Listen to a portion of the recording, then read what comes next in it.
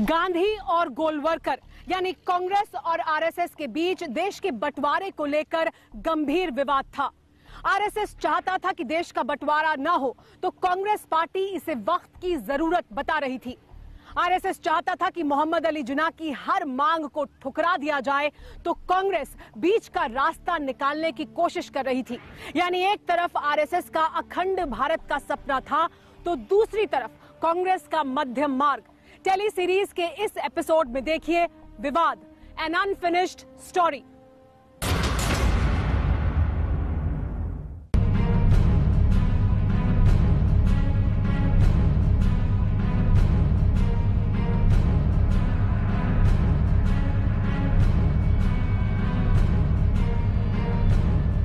संघ किसी कीमत पर भारत का बंटवारा नहीं होने देने पर आमादा था, लेकिन इतिहास को मंजूर थी 15 अगस्त 1947 की तारीख, जब देश बंट गया।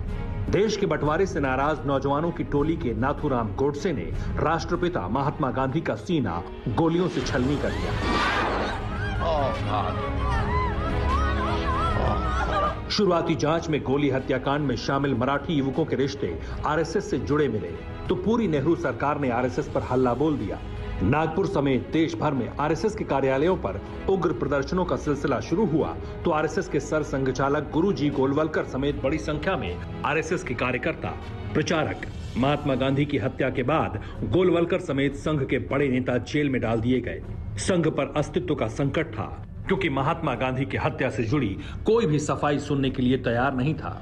ऐसे हालात में गोलवलकर ने ऐसा फैसला लिया जिससे आने वाले बरसों में देश की सियासत की तकदीर बदल गई। आरएसएस प्रमुख गुरुजी गोलवलकर ने ऐलान कर दिया कि आरएसएस गैर राजनीतिक संगठन रहते हुए कांग्रेस की राजनीति के खिलाफ मजबूत हिंदूवादी राजनीतिक विकल्प खड़ा करेगा।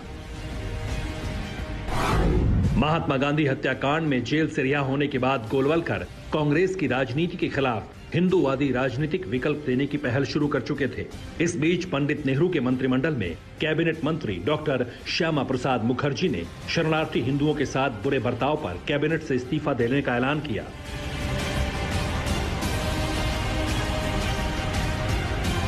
पंडित नेहरू कैबिनेट के मंत्री श्यामा प्रसाद मुखर्जी के मंत्रिमंडल छोड़ने के ऐलान के साथ गुरु गोलवलकर को अपने प्लान को धार देने का रास्ता मिल गया। अक्टूबर 1951 अखिल भारतीय जनसंघ की स्थापना। हिंदू हितों के सवाल पर डॉक्टर श्यामा प्रसाद मुखर्जी और गुरुजी गोलवलकर की मुलाकात ने देश की राजनीति में अखिल भारतीय जनसंघ की बुनियाद डाल दी। मुखर्जी के तौर पर गोलवलकर को देश भर में चर्चित बड़ा राजनीतिक चेहरा मिला, तो पीछे से आरएसएस के प्रचारकों की पूरी जमात डॉक्टर श्यामा प्रसाद मुखर्जी के पीछे खड़ी हो गई। मुखर्जी की अगुवाई में जनसंघ का सांगठनिक ढांचा खड़ा करने का काम खुद पर्दे के पीछे से आरएसएस ने शुरू किया। जनसंघ के राष्ट्रीय अध्यक्ष की जिम्मेदारी खुद डॉक्टर श्यामा प्रसाद मुखर्जी ने संभाली। यूपी के आरएसएस के प्रांत प्रचारक दीनदयाल उपाध्याय जनसंघ के अखिल भारतीय महामंत्री नियुक्त हुए। यूपी के आरएसएस के प्रचारक नानाजी देशमुख को उत्तर प्रदेश की कमान सौंपी गई। बतौर प्रचारक आरएसएस के मुखपत्र 5 जन्य के संपादक अटल बिहारी वाजपेयी भी जनसंघ में शामिल हुए। कराची में आरएसएस के प्रचारक रहने के बाद राजस्थान में आरएसएस प्रचारक एल.के. आडवाणी ने भी जनसंघ का कामकाज संभाला। डॉक्टर श्यामा प्रसाद मुखर्जी की अगुवाई में जनसंघ की कमान पहले ही दिन से आरएसएस के प्रचारकों ने संभाल ली। इस राजनीतिक आंदोलन का सूत्र आरएसएस ने इस तरह से बांधा कि देखते ही देखते देश की सामाजिक आर्थिक जिंदगी के हर पन्ने पर आरएसएस ने बड़े अनुसंगठनिक संगठनों की कतार खड़ी कर दी। लेकिन जनसंघ की स्थापना के 2 साल के भीतर ही 23 जून 1953 को श्रीनगर में श्यामा प्रसाद मुखर्जी की रहस्यमय मौत हो गई। श्यामा प्रसाद मुखर्जी ने कश्मीर मसले पर नेहरू सरकार की नीतियों के विरोध में जान दी थी, लिहाजा कश्मीर का सवाल तब से बीजेपी के लिए अहम हो गया। हमें इसलिए दोषी ठहराते रहे हैं कि हम राम मंदिर बनाना चाहते हैं, 370 हम खत्म करने की बात कर रहे हैं। हम देश की एकता कैसे कायम रखेंगे? शादी ब्याह का समान कानून हो, भले ही संविधान में लिखा हो, भले ही सुप्रीम कोर्ट ने मोहर लगा दी हो, आप कैसे कह सकते हैं? अगर आप कहेंगे तो आप देश की एकता के तोड़क होंगे। 1951 में जनसंघ की स्थापना से लेकर 1980 में बीजेपी के बनने तक, फिर 1990 के दशक में अटल बिहारी वाजपेयी के गठबंधन के भरोसे प्रधानमंत्री बनने से लेकर पूर्ण बहुमत के साथ 2 बार नरेंद्र मोदी के प्रधानमंत्री बनने तक बीजेपी ने लंबा सफर तय किया।